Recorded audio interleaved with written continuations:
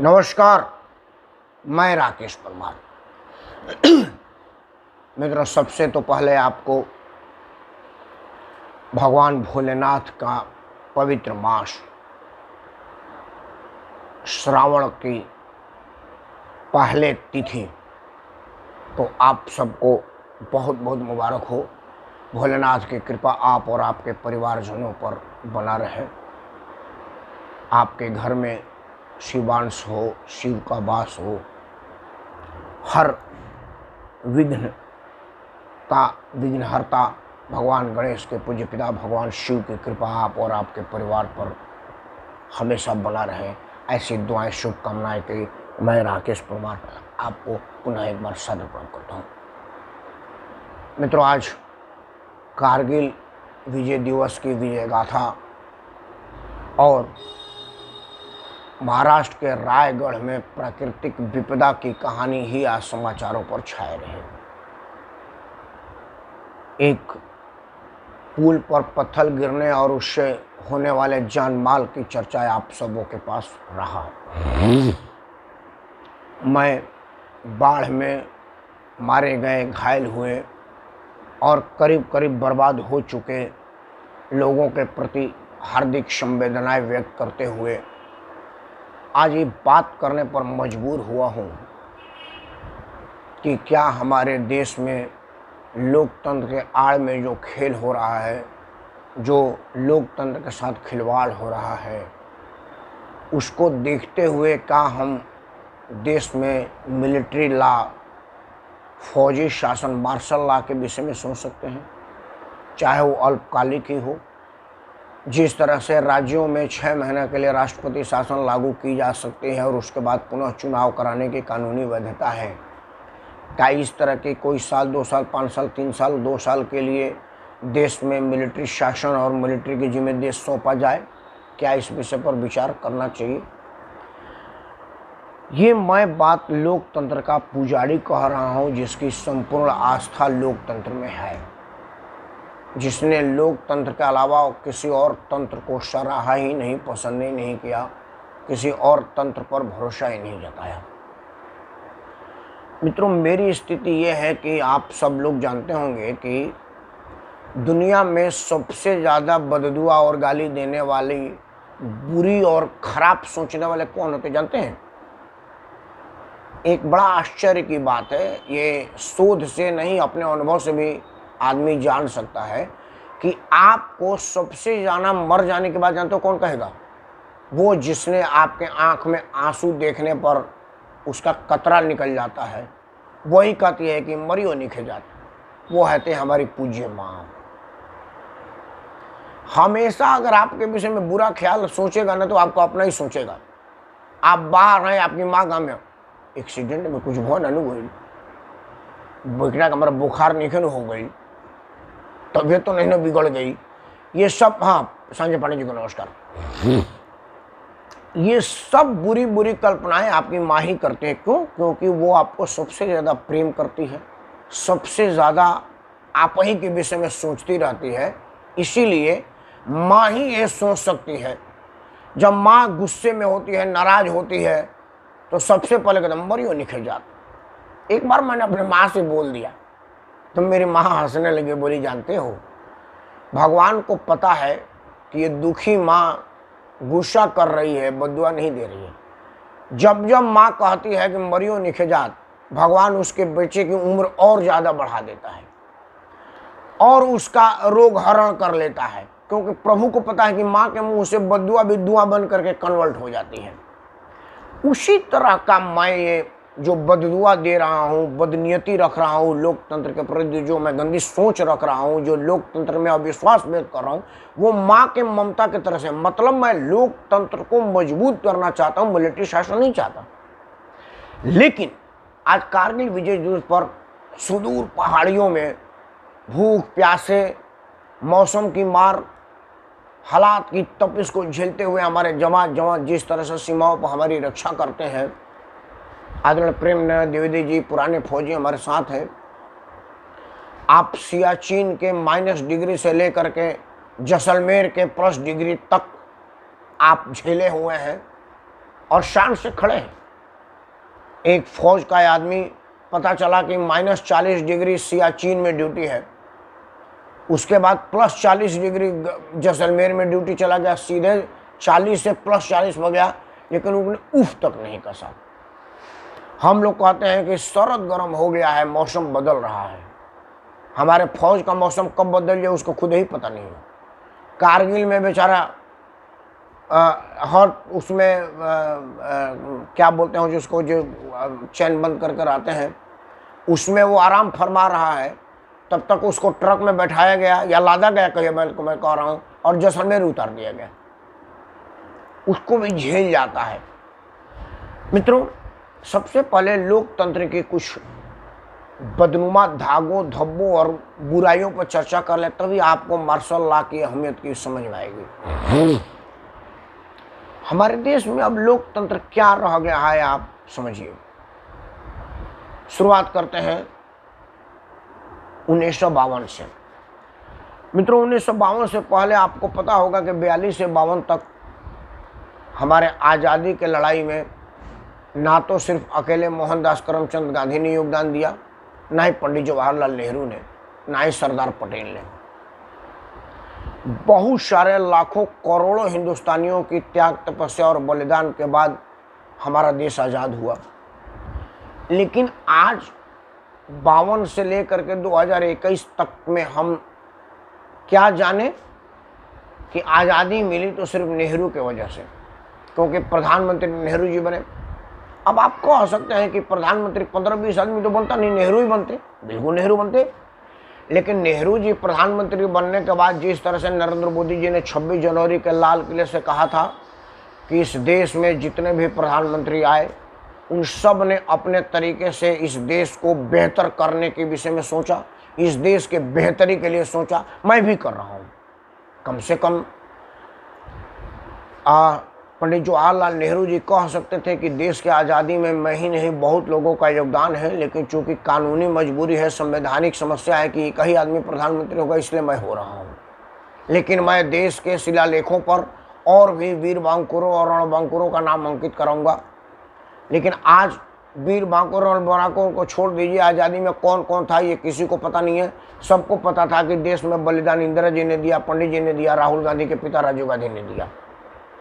इन तीनों लोगों का बलिदान नहीं होना चाहिए था, लेकिन ये तीन ही लोगों का हुआ है, ये भी नहीं होना चाहिए था। और भी लोग हैं, ये तो हल्की बातें हैं।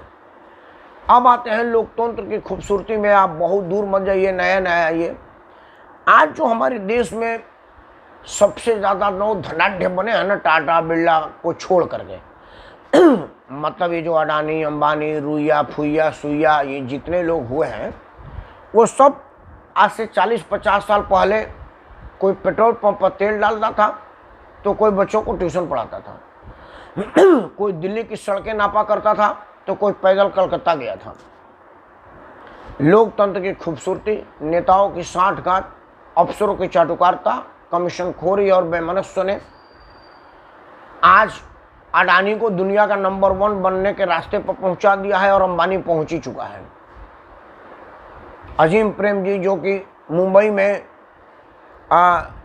डालडा बेचा करते थे, उनकी जो विप्रो कंपनी का नाम है, उसका waste India oil vegetable oil product limited, ये विप्रो, वो vegetable oil, West Indian vegetable oil उसका फुल फॉर्म है। तो जो आदमी मुंबई के सड़कों पर तेल बेचा करता था, आज वो दुनिया में सबसे महंगा सॉफ्टवेयर बेच रहा है। उनकी मेहनत को सलाम है। अजीम प्रेम जी से मुझे कोई शिकायत नहीं, लेकिन मेरा कहने का मतलब है कि लोकतंत्र की खूबसूरती ही है। लोकतंत्र ने हमको कहा कि भाई राकेश परमार, तुम्हारे पुरखों की जमीन को भूदान में दान कर दो। हमने सीलिंग कर दिया है कि 10 बीघा से ज़्यादा जमीन परमार के पास नहीं होगी। सरकार का कानून बना, हमने माना, हमने प्रिवी एक्ट के अंतर्गत अपना राजवाड़ा निछोड़ कर दिया। हमारे जो किलों में मकान था वो सब अब सरकारी संपत्ति हो गई। लेकिन हमने उद्योगपतियों का धन संचय करने का सीलिंग नहीं किया। मतलब किसान 10 बीघा से ज़्यादा खेत नहीं रखेगा, वो 10 बीघा हो, 12 बीघा हो, मतलब मैं एग्जाम्पल दे रहा हूँ। लेकिन बिरला जी 50 कंपनी खोल सकते हैं, रतन टाटा 200 कंपनी खोल सकते हैं, और हजारों लाखों करोड़ रुपए इकट्ठा कर सकते हैं। उससे भी ज़्यादा हमने स्वतंत्रता दे कि वो बैंक का पैसा हड़प करके विदेश भाग सकते हैं। ये सब लोकतंत्र की खूबसूरती से ही हुआ। ये सब लोकतंत्र की बदनुमा दागों पर आपका चर्चा कर रहा हूं। मित्रों, लोकतंत्र का मतलब होता है लोक का तंत्र और लोक के लिए तंत्र। तो अगर ये लोक के लिए तंत्र होता तो हमारे जो नेता हैं, वो हालांकि वो नेता नहीं है, वो सबके सब जनप्रतिनिधि है, व्यवस्था के बने हुए प्रतिनिधि हैं।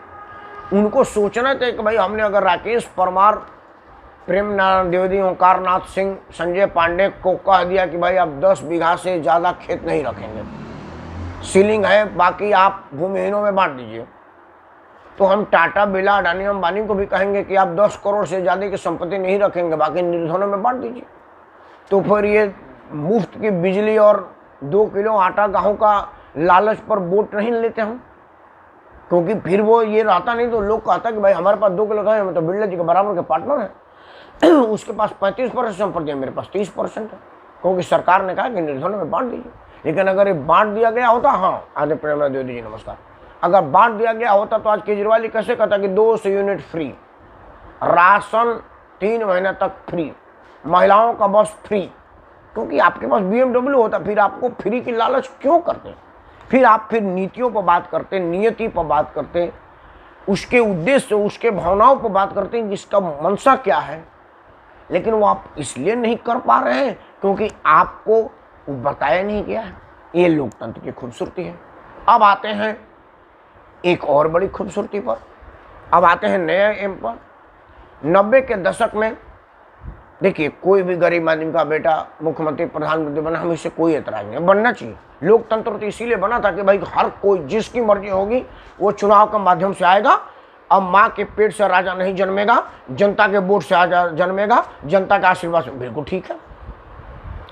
लेकिन जो आदमी, मैं नाम रख रहा हूँ लालू प्रसाद यादव, लालू प्रसाद यादव खुद ही कहते थे, क्योंकि मैं लालू प्रसाद यादव के साथ पढ़ा नहीं हूँ, क्योंकि उनकी उम्र मेरे पिताजी की उम्र के बराबर है, मैं उनके विषय में नहीं जानता। लालू जी कहते थे कि पटना वेटरनरी अस्पताल, मतलब मवेशियों के अस्पताल के चपरासी वार्ड में हमारे भाई चपरासी थे, उसी वार्ड में हम 6 साल भाई बात रहे। मतलब एक कमरे का चपरासी का फ्लैट होता है, वो मैं गया हूँ देखने के लिए, जिसमें लालू जी रहते थे। सिंगल कमरे का मकान है, शौचालय अब बनाया, जिसको लालू जी थे उसको शौचालय रहेगा, लोटा लेके बाहर जाया पड़ता था, क्योंकि उसके पीछे खाली जमीन हुआ करती थी। लालू जी को उसमें कोई एतराज नहीं, गाँव में भी लोटा ही लेके गए होंगे, वो तो मैं भी लोटा लेके गया था, जिसके पास खेत है और थोड़ी बहुत प्रतिष्ठा पैसा भी है, क्योंकि क्षत्रिय ब्राह्मण कुल में जन्म लेने वाला आदमी को थोड़ा बहुत तो कुछ कुछ होगा ही, तो शौचालय कोई महत्वपूर्ण नहीं है।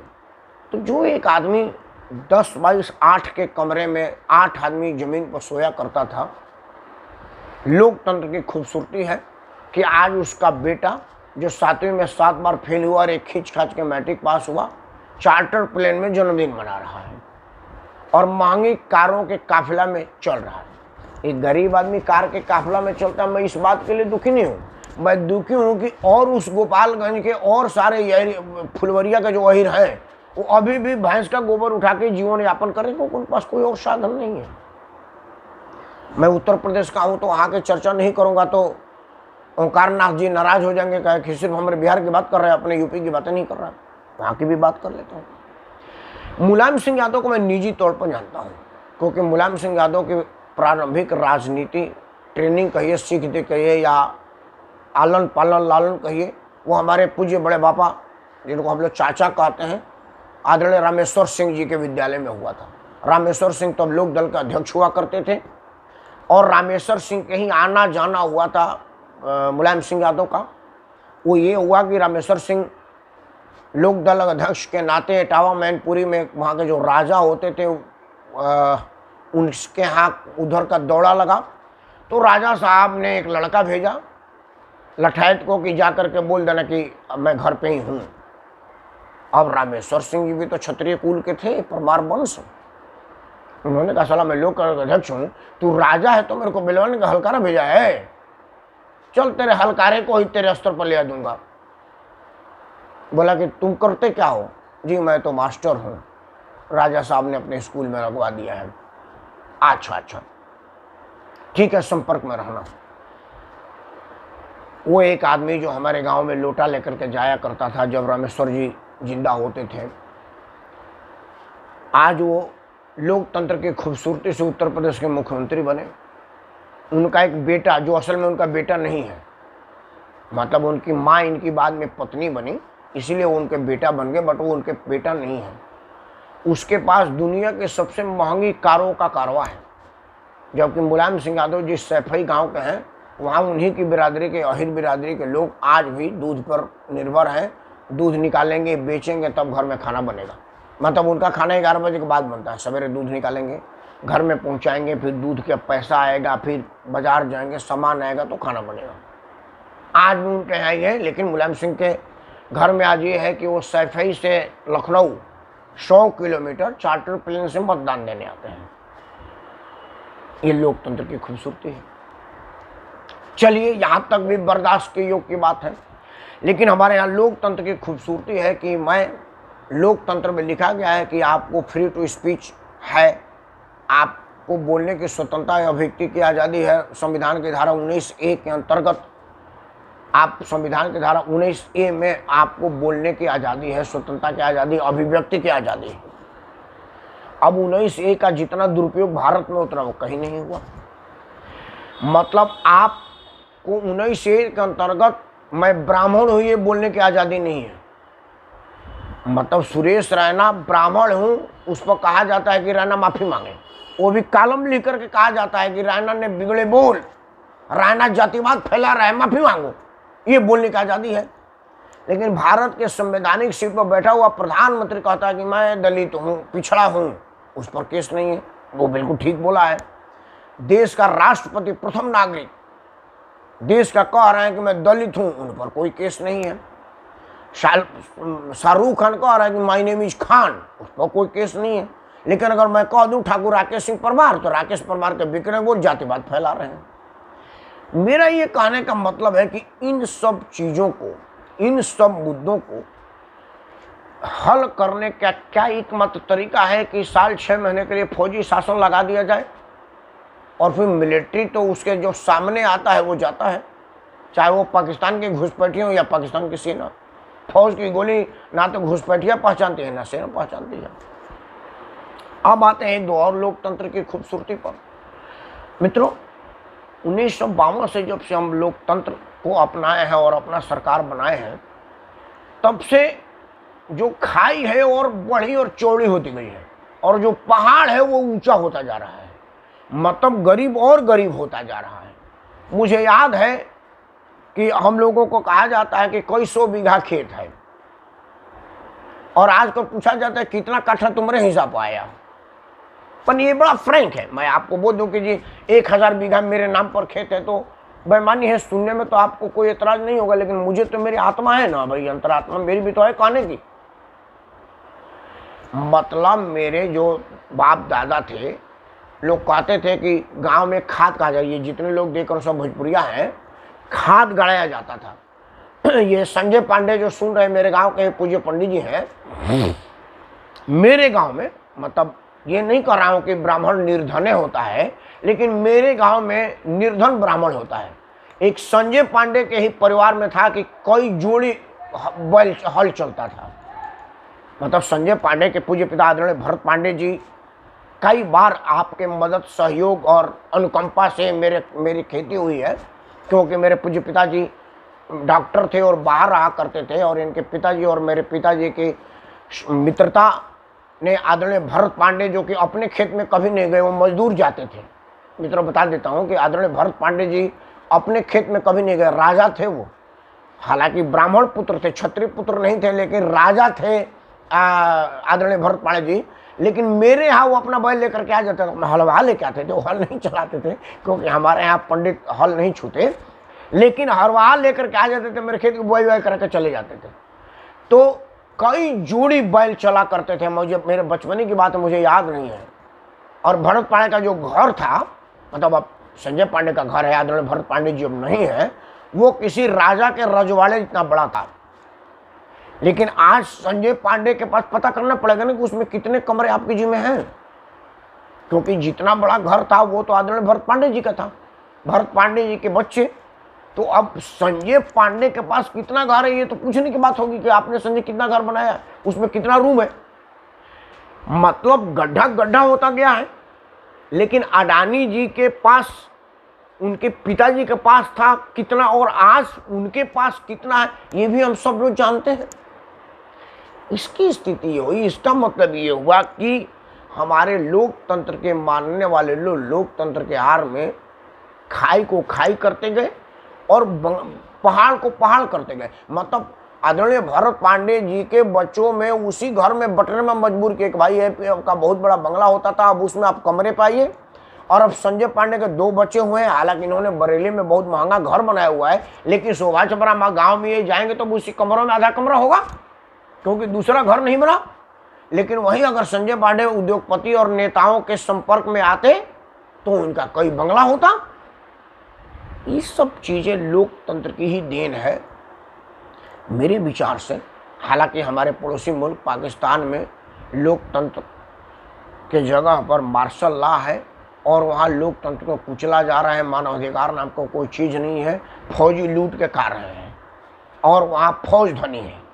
लेकिन मैं इसीलिए कहा कि जिस तरह से राष्ट्रपति शासन की मियाद है कि 6 महीने तक ही लगेगा, उससे ज़्यादा नहीं लगेगा, तो हमारे यहाँ मार्शल लॉ का भी एक कानून बन जाता कि भाई एक बार देश में 6-7 महीने के लिए मार्शल लॉ लगाया जाए और मिलिट्री को full power, look all window की परमिशन दिया जाए कि सभी खिड़कियां को खोल कर नहीं तोड़ करके देखो कौन सी फाइल पर क्या क्या दफन है, और तुम्हें लग रहा है कि कहीं अनियमितताएं बरती गई हैं तो जो मिलिट्री में सजा मुकर्रर किया गया है वो दो।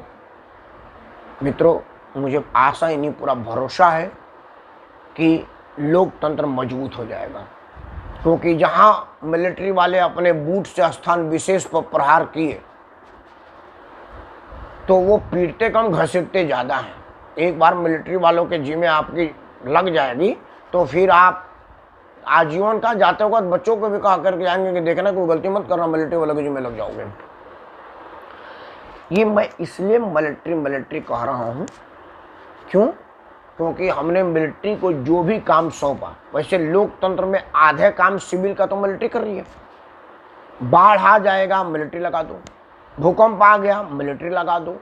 आफत आ गया, मिलिट्री लगा दो। बॉर्डर पर मिलिट्री है ही है।